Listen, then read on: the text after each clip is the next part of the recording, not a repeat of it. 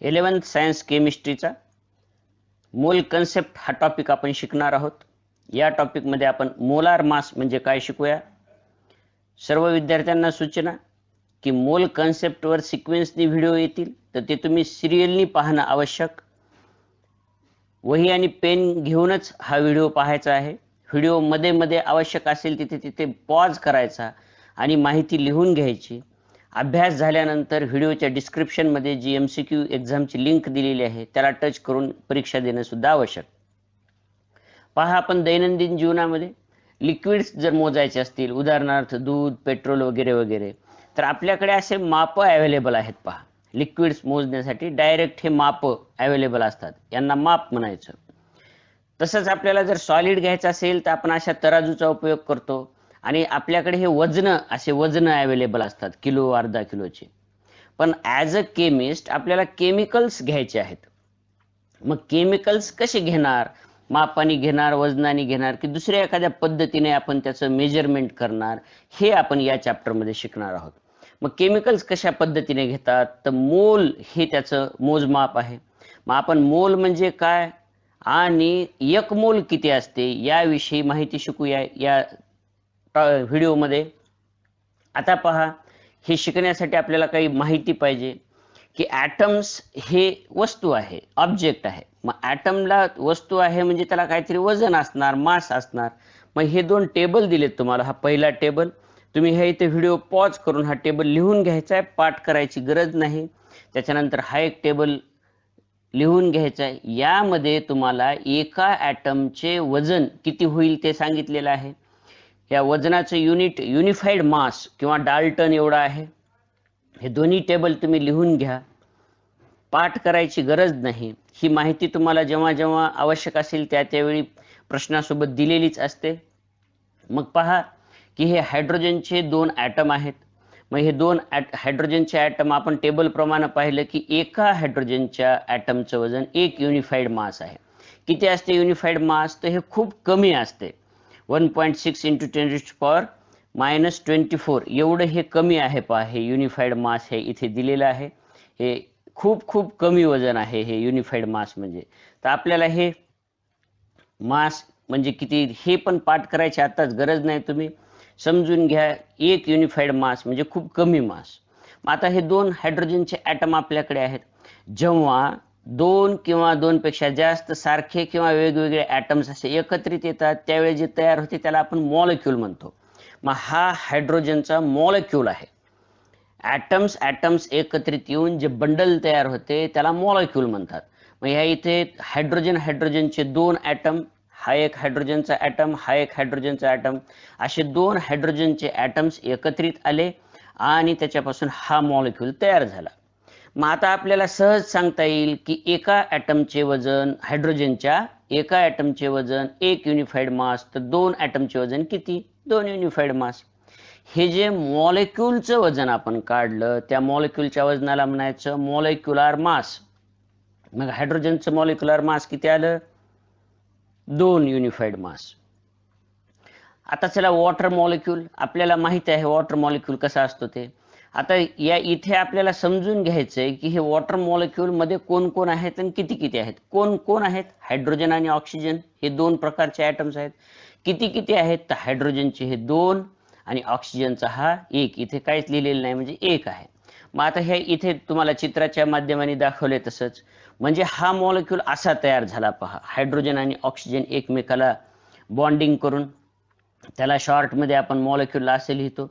आता याचं वजन किती असेल पहा बरं। इथे व्हिडिओ पॉज करा आणि तुमच्या टेबल मध्ये हे आकडे पाहून पहा की हायड्रोजनचं वजन किती, ऑक्सिजनचं वजन किती, यावरून सांगा बरं।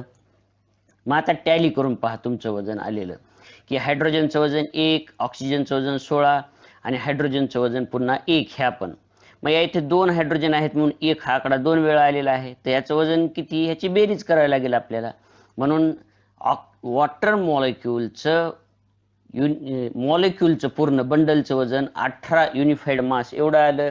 म्हणून आपण वॉटरच्या मॉलिक्यूलचं मॉलिक्युलर मास हे 18 आहे असं म्हणतो।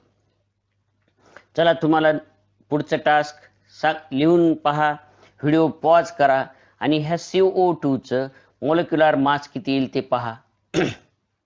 आपण टॅली करूया की ह्या इथे एकच कार्बन आहे पहा. हा इथे एक कार्बन आणि 2 ऑक्सिजन आहेत हे आपल्याला इथे दिसायला लागलंय.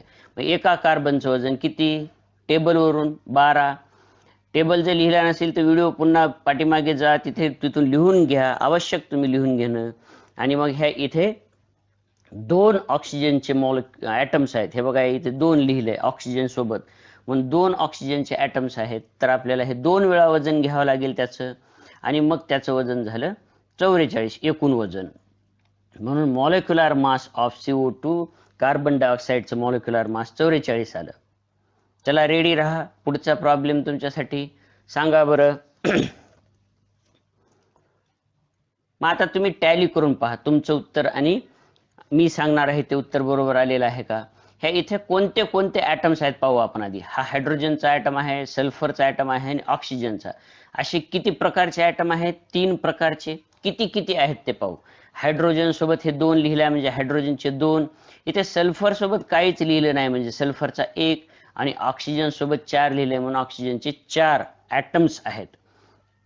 आता ह्यांचे वजन हायड्रोजनच्या 2 ॲटमसाठी 2 वेळा 1 घेतला आपण. सल्फरचं वजन 32 टेबलवरून माहिती, आणि ऑक्सिजनसाठी 4 वेळा. ह्यांची बेरीज केली तर ही आली 98, आणि म्हणून मॉलिक्युलर मास ऑफ H2SO4 98 आलं. पहा बरं तुमचं उत्तर आणि माझं उत्तर टॅली करून.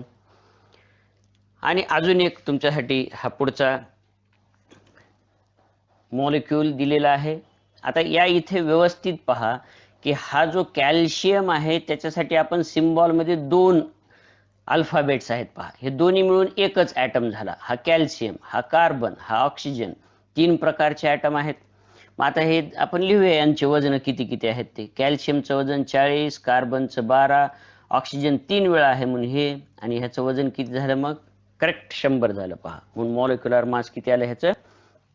100 युनिफाईड मास एवढं मॉलिक्युलर मास आलं. आता एक लक्षात ठेवा की पुस्तकामध्ये आयोनिक कंपाऊंडसाठी फॉर्म्युला मास म्हणलेला आहे, पण तो शब्द आपण शक्यतोपर्यंत वापरत नाही कुणीही. आपण त्याला मॉलिक्युलर मासच म्हणणार आहोत. चला आता दिलेल्या कंपाऊंडचे व्हिडिओ पॉज करून तुम्ही सोडवून पहा. ह्या इथे सोडियम Na हे मिळून पूर्ण हे दोन्ही मिळून एक ॲटम आहे. ते किती ॲटम्स आहेत? सोडियमचे 2, त्याचे 2 वेळा वजन घेतले. कार्बनचं 1, ऑक्सिजनचं हे, आणि ह्याचं किती झालं मॉलिक्युलर मास? 106 युनिफाईड मास एवढं आलं. लिहून ठेवा आपण ह्याचं 106 एवढं युनिफाईड मास मॉलिक्युलर मास आलेला आहे पहा सोडियम कार्बोनेटचं. तुमच्यासाठी आता हा व्हिडिओ इथे पॉज करायचा आहे. टेबलवर पाहून या एवढ्यांची तुम्ही वजन लिहून पाहायचे, मॉलिक्युलर मास किती होते ते, आणि मग ह्या इथे आपण टॅली करूया. अमोनिया 17, मिथेन 16, हायड्रोजनचा मॉलिक्यूल हे पाहिले होतं आपण, नायट्रोजनचा मॉलिक्यूल 28, आणि हा ओझोनचा मॉलिक्यूल आहे O3, ओझोनचा मॉलिक्यूल. ऑक्सिजन O2, हा ओझोन O3 48. तुमचे पण उत्तर बरोबर आले असतील. चला आता आपण आपल्या मोलकडे येऊया की आपल्याला chemicals in terms of moles मोजायचे आहेत, तर ते आपण कसे मोजणार ते पाहू. आता पहा की आपल्याला 1 मोल CO पाहिजे असं आपल्याला सांगितलं कोणीतरी, तर आपण काय करणार की कसं घेणार 1 मोल? वजन असतात का, माप असतात का, की कशा पद्धतीने घेणार? तर मोल म्हणजे नेमकं कसं मोजून घेणार आपण? 1 मोल वस्तू घेतली, केमिकल घेतला म्हणजे किती घ्यायचं आपल्याला नेमकं, वजनाने मापाने की वेगळ्या पद्धतीने ते पाहू. आता 1 मोल कार्बन मोनॉक्साईड घ्यायचा आहे, तर सर्वात पहिली स्टेप आपल्याला ह्याचं मॉलिक्युलर मास शोधायचं आहे. पहा आता आपण मॉलिक्युलर मास शोधायचं शिकलो. किती आलं हे? 28 युनिफाईड मास. मग जर आपल्याला हीच स्टेप महत्वाची, जर आपल्याला मॉलिक्युलर मास आलं तर 1 मोल ऑफ कार्बन मोनॉक्साईड म्हणजे 28 ग्रॅम. ह्या युनिफाईड मासच्या ऐवजी आपण ग्रॅमच्या भाषेमध्ये घेणार, आणि हे ग्रॅम घेतलं त्या ह्या CO कार्बन मोनॉक्साईडचं मॉलिक्युलर मास 28, म्हणून कार्बन मोनॉक्साईड जर आपल्याकडे 28 ग्रॅम घेतला आपण की ते 1 मोल घेतला म्हणायचं. पहा म्हणजे मॉलिक्युलर मास म्हणजे काय येईल, मोल म्हणजे काय येईल, मॉलिक्युलर मास इन ग्रॅम्स. मग 1 मोल केमिकल म्हणजे त्याचं मॉलिक्युलर मास इन ग्रॅम्स एवढं वजन आपण घेतलं की झाला 1 मोल. म्हणजे 1 मोलचं वजन प्रत्येक केमिकल साठी वेगळं वेगळं भरेल पहा.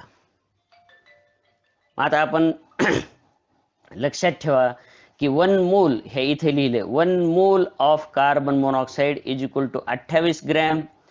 म्हणजे 28 ग्रॅम ऑफ कार्बन मोनॉक्साईड आपल्याकडे असेल तर आपण म्हणणार की माझ्याकडे 1 मोल कार्बन मोनॉक्साईड आहे. हे 28 ग्रॅम आता ह्याला मॉलिक्युलर मासला ग्रॅम मध्ये घेतलं की त्याला म्हणायचं मोलार मास. मग 28 ग्रॅम हे कार्बन मोनॉक्साईडचे मोलार मास आहे. कोणताही पदार्थ त्याच्या मॉलिक्युलच्या वजनाच्या ग्रॅम्स एवढे घेतले त्याला ग्रॅम मोलार मास म्हणायचं. तेवढे घेतले की आपल्याला 1 मोल एवढा कंपाऊंड भेटते पहा. एवढं हे सोपं आणि साधं आहे. आता 1 मोल NaOH म्हणजे किती NaOH हे पाहूया आपण.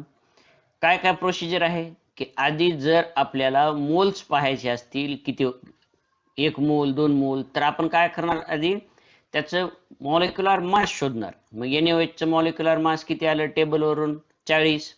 पण 1 मोल म्हणजे 40 युनिफाईड मास नाही तर ग्रॅमच्या भाषेमध्ये जर आपण हे घेतलं तर 1 मोल होते. मग आपण हे युनिफाईड मास काढून टाकलं आणि त्या ठिकाणी ग्रॅम घेतलं. म्हणजे आपल्याला 1 मोल NaOH पाहिजे असेल तर आपण 40 ग्रॅम NaOH घेणार. आता पहा प्रत्येक वेळी आपल्याला एकच मोल पाहिजे असेल असं थोडंच आहे की एखाद्या रिॲक्शन मध्ये आपली रिक्वायरमेंट कमी किंवा जास्त असू शकते. मग आता आपल्याला आज 2 मोल NaOH पाहिजे असं गृहीत धरा. मग आपण 2 मोल NaOH म्हणजे किती घेणार. मग वरच्या त्या फॉर्म्युल्यावरून आपण 1 mole NaOH is equal to 40 grams तर 2 moles NaOH is equal to त्याचा डबल घेणार 80 ग्रॅम्स. किंवा आपल्याला हाफ मोल NaOH पाहिजे असेल तर किती घेणार 20 ग्रॅम्स घेणार. मग लक्षात घ्या की 1 मोल NaOH म्हणजे त्या कंपाऊंडचं molar mass in terms of gram molecular mass in terms of gram घेणार. त्याला 1 मोल म्हणणार आपण. मग आता आपल्याला 1 मोल कॅल्शियम कार्बोनेट म्हणजे 100 ग्रॅम हे माहीत झालं. हे 100 ग्रॅम आपण मॉलिक्युलर मास आधी काढून पाहिलेला आहे. पण आज आपल्याला बिकरमध्ये आपल्याकडे अवेलेबल आहे 200 ग्रॅम कॅल्शियम कार्बोनेट. म्हणजे आपल्याला सांगायचं आता की 1 मोल म्हणजे 100 ग्रॅम तर आपल्याकडे जर 200 ग्रॅम कॅल्शियम कार्बोनेट असेल तर किती मोल सांगा बरं. किती मोल आलं. मग हे पाहून सांगू शकतो आपण की 100 ला 1 म्हणलो तर 200 ला आपण 2 मोल म्हणणार. मग आपल्याकडे 2 मोल कॅल्शियम कार्बोनेट आहे. किंवा आपल्याकडे 50 ग्रॅम कॅल्शियम कार्बोनेट आहे म्हणजे किती मोल कॅल्शियम कार्बोनेट आहे तर हे सुद्धा आपण सहज N मोल एवढा आहे सांगू शकतो की हे हाफ मोल आहे. पण लक्षात घ्या की प्रत्येक वेळी एवढे सोपे आकडे येतील का हो 100 40 असे. कधी कधी असा आकडा आला. मग आता ह्या आकड्यासाठी पाहूया आपण की 1 मोल H2SO4 is equal to 98 grams. हे कसं काय काढलं आपण तर H2SO4 चं मॉलिक्युलर मास 98 युनिफाईड. पण आपण त्याला काय केलं ग्रॅम मध्ये कन्वर्ट केलं 1 मोल पाहिजे म्हणून. मग आता आपल्याला जर आपल्याकडे 196 आता हे वेगळे वेगळेच आकडे आले आपल्याला नजर पडल्यावर एवढ्या लवकर हे किती पट आहे हे कळत नाही. मग आता आपण ह्या इथे कॅल्क्युलेशन करूया की आपल्याकडे जर फ्लास्क मध्ये 196 ग्रॅम्स H2SO4 असेल तर आपल्याकडे किती मोल H2SO4 आहे ते सांगायचं आपल्याला. मग त्यासाठी तुम्ही काय करा प्रश्न विचारला की हे असं बरोबर हे वजनाच्या खाली वजन लिहिणं आवश्यक आणि हे मोल्सच्या खाली मोल असं लिहून घ्या. लिहिल्यानंतर आपण आता ह्याचा तिरपा गुणाकार करू. हे N मोल एवढं आहे. हे N ची किंमत काढण्यासाठी आपल्याला तिरपा गुणाकार ह्या दोन्हीचा गुणाकार करूया आपण इज इक्वल टू ह्या दोन्हीचा गुणाकार असं ठेवलं आपण. आणि मग त्याची हे सोडवून घेऊया आपण. हे सोडवून घेतलं तर हे N ची किंमत आली 196 डिवायडेड बाय 98. म्हणजे आपल्याकडे आज H2SO4 चे किती मोल्स आहेत 2 मोल्स आहेत. मग आता या इथे जे आपण हे मिळवलं ह्याचा आपण उपयोग करून एक फॉर्म्युला तयार करूया की ह्याला थोडंसं बाजूला लिहूया इथे. आता पहा या फॉर्म्युला मध्ये इथे जे काय आलेलं आहे कॅल्क्युलेशन साठी आपण याच्यामध्ये टर्म्स कोणत्या कोणत्या आहेत ते पहा की 98 ग्रॅम ही एक टर्म आहे इथे भागाकारात लिहिलेली. हे 98 ग्रॅम काय आहे हो ते इथे ब्लिंक होताना दिसते. 98 ग्रॅम हे H2SO4 चं मोलार मास आहे आणि म्हणून त्याला आपण कॅपिटल M नी दाखवणार. मोलार मासला आपण कॅपिटल एम ने दाखवूया आजपासून. आता पहा हे 196 काय आहे पहा, तर हे वजन आहे, दिलेलं वजन. आपल्याला सांगितलं की आमच्याकडे 196 ग्रॅम H2SO4 आहे, मग दिलेलं वजन आहे. आता आपल्याला आपण असे ह्याला सिम्बॉल ठेवले, तर हे ठेवूया आपण 196 साठी काय ठेवायचं आहे, दिलेलं वजन, आणि 98 साठी काय ठेवायचं आहे, हे मोलार मास m. आणि मग आपण आपल्याकडे फॉर्म्युला झाला n म्हणजे given number of moles is equal to given weight divided by molar mass. आता आपल्याला हे एवढा फॉर्म्युला आपण आता आपल्या व्यवहारातून तयार केला, अनुभवातून. आता पहा इथे नंबर ऑफ मोल्स, त्याच्यानंतर हे जे वजन आहे ते गिवन वेट आहे, की आपल्याला कोणी सांगितलं की माझ्याकडे एवढे एवढे ग्रॅम फलाना केमिकल आहे, तर आपण त्यावरून नंबर ऑफ मोल्स काढू शकतो. त्यासाठी आपल्याला हे मोलार मास कॅल्क्युलेट करावं लागेल. मग आता लक्षात घ्या की हा जो फॉर्म्युला इथे फ्रेम करून ठेवलेला आहे, याच्यातल्या कोणत्याही दोन किमती जर आपल्याला सांगितल्या तर आपल्याला ही तिसरी किंमत काढता आली पाहिजे. किंवा नंबर ऑफ मोल्स आणि मोलार मास सांगितलं तर किती वजन आपल्याकडे आहे त्या केमिकलचं, हे असं कोणतेही एक टर्म आपल्याला काढता येईल जर दुसऱ्या दोन टर्म दिल्या तर. पाहूया आपण एक दोन न्यूमरिकल सोडवून यावर. की आपल्याला प्रश्न विचारला, determine number of moles in 30 grams 30 grams of acetic acid. आता इथे अडचणच आली पहा, तरी आपण चला प्रोसिजरनी जाऊया. आधी आपल्याला फॉर्म्युला लिहायचा, काय फॉर्म्युला आहे ते लिहिला आपण. हा एकदम सोपा फॉर्म्युला, आणि फॉर्म्युलाच लिहिला पाहिजे असं काही नाही, तुम्ही सोप्या पद्धतीने सुद्धा यापूर्वी आपण नजर टाकून पाहिलं तसं सोडवू शकता. मग या इथे n म्हणजे नंबर ऑफ मोल्स, W म्हणजे वजन, आणि m म्हणजे मोलार मास. हे W म्हणजे दिलेलं वजन आहे पहा, केमिकलचं हे दिलेलं वजन आहे. मग या इथे किमती ठेवूया आपण, की हे सिक्वेन्सनी नंबर ऑफ मोल्स काढायचे. इथे विचारलंय पहा, डिटरमाइन. हे डिटरमाइन म्हणजे तुम्ही कॅल्क्युलेट करा, काढा, हे नंबर ऑफ मोल्स काढायचेत आपल्याला. ठीक आहे, म्हणून इथे आपण क्वेश्चन मार्क दिलं. वेट ऑफ द कंपाऊंड, किती वजन दिले हो न्यूमरिकल मध्ये, तर इथे 30 ग्रॅम हे वजन दिले पहा, हे इथे आकडा घेऊया 30 ग्रॅम. ऑफ ॲसिटिक ॲसिड म्हणे. आता आपल्याला ॲसिटिक ॲसिड माहीत आहे, तरी हा फॉर्म्युला ॲसिटिक ॲसिडचा काय असेल, तर हा फॉर्म्युला आहे. आता याची वजन आपण लिहू सगळ्या ॲटम्सचे त्या फॉर्म्युल्यामधल्या, आणि हे वजन लिहिल्यानंतर त्या सगळ्या एका एका ॲटमच्या वजनाची बेरीज केली तर आपल्याला हे वजन किती आलं, हे 60 आलं. म्हणून molar mass in terms of grams, हे मोलार मास ग्रॅम्सच्या भाषेत असते. मोलार मास किती आलं कंपाऊंडचं, 60. मग ह्या किमती ठेवूया आपण फॉर्म्युल्यामध्ये. हे W म्हणजे काय आहे, दिलेलं वजन, हे 30 त्या ठिकाणी, m म्हणजे मोलार मास ॲसिटिक ॲसिडचं, आणि म्हणून हे हाफ मोल आलं. अशा पद्धतीने तुम्हाला हा न्यूमरिकल सोडवायचा आहे. अजून एक प्रॅक्टिस प्रॉब्लेम. चला तुम्ही हा प्रॉब्लेम लिहून घ्या, व्हिडिओ पॉज करा आणि सोडवून पहा. मग आपण formula number of moles calculate करायचे, कारण इथं पुन्हा एकदा डिटरमाइन नंबर ऑफ मोल्सच विचारले पहा. दिलेलं वजन 60, molar mass of the NaOH, हे NaOH चं मोलार मास टेबलवरून आपण सोडवलं 40, आणि मग ह्या इथे किमती ठेवू. दिलेलं वजन 60, मोलार मास 40, म्हणून हे 1.5 मोल किंवा 1.5 मोल आला पहा. आता हे इथे वेगळ्या शाईनी मुद्दाम डिटरमाइन मास विचारले, म्हणजे आता दिलेलं वजन जसं काढत होतो आपण तसं आपल्याकडे किती ग्रॅम पदार्थ आहे ते सांगायचं आहे. आणि काय माहिती सांगितली की आपल्याला हे इथे सांगितलंय की आपल्याकडे 0.25 मोल्स म्हणजे 1/4 मोल्स आपल्याकडे NaOH चे आहेत. तोच फॉर्म्युला आपल्याला काय विचारले पाहूया आपण, की हे वेट विचारले. आता हे इथे वेट दिलं नाही तर विचारले आपल्याला काय दिलंय, नंबर ऑफ मोल्स दिलेत पहा. इथे लिहूया नंबर ऑफ मोल्स किती आहेत ते. कोण आहे तर NaOH कंपाऊंड आहे, त्याचं 40 आपण यापूर्वी पण मोलार मास पाहिलं होतं. किमती ठेवूया. आता ह्या किमती असा डायरेक्ट ठेवा किंवा मग आधी फॉर्म्युल्याला रिअरेंज करून घ्या.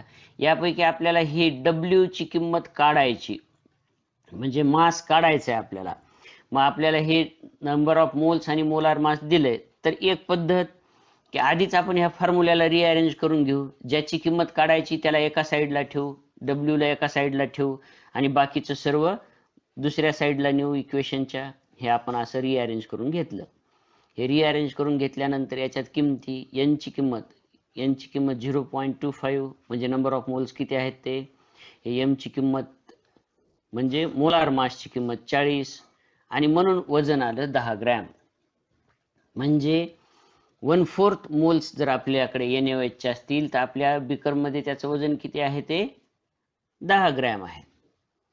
अशा तऱ्हेनं न्यूमरिकल्स आणि छोटे छोटे प्रश्न असतील, तुम्ही हे प्रश्न सोडवणं अत्यंत आवश्यक, MCQ एक्झाम देणं अत्यंत आवश्यक.